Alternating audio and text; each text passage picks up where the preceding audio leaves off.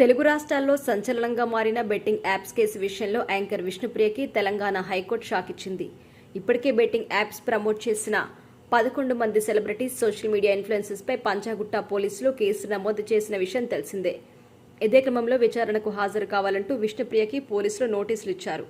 దాంతో విష్ణుప్రియ ఈ నెల 20న పంజాగుట్ట పోలీసుల ఎదుట విచారణకి హాజరైంది.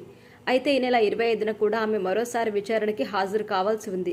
కానీ తనపై నమోదైన 2 ఎఫ్ఐఆర్లను క్వాష్ చేయాలని కోరుతూ హైకోర్టులో విష్ణుప్రియ పిటిషన్ దాఖలు చేసింది. నేడు ఆమె పిటిషన్ను విచారించిన హైకోర్టు ఎఫ్ఐఆర్ను కొట్టివేసేందుకు నిరాకరించింది. విచారణలో పోలీసులకి సహకరించాలని ఆమెను ఆదేశించింది. చట్ట ప్రకారం విష్ణుప్రియను విచారించాలని పోలీసులకు ఆదేశాలు జారీ చేసింది.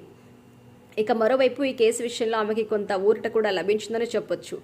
విష్ణుప్రియను అరెస్ట్ చేయొద్దని పోలీసుల్ని ఆదేశించింది. అయితే విచారణలో పోలీసులకు సహకరించాల్సిందే అని న్యాయస్థానం స్పష్టం చేసింది. అలాగే ఈ కేసులో మియాపూర్, పంజాగుట్ట ప్రాంతాల్లో నమోదైన 2 కేసులను క్లబ్ చేయాలని హైకోర్టు సూచించింది.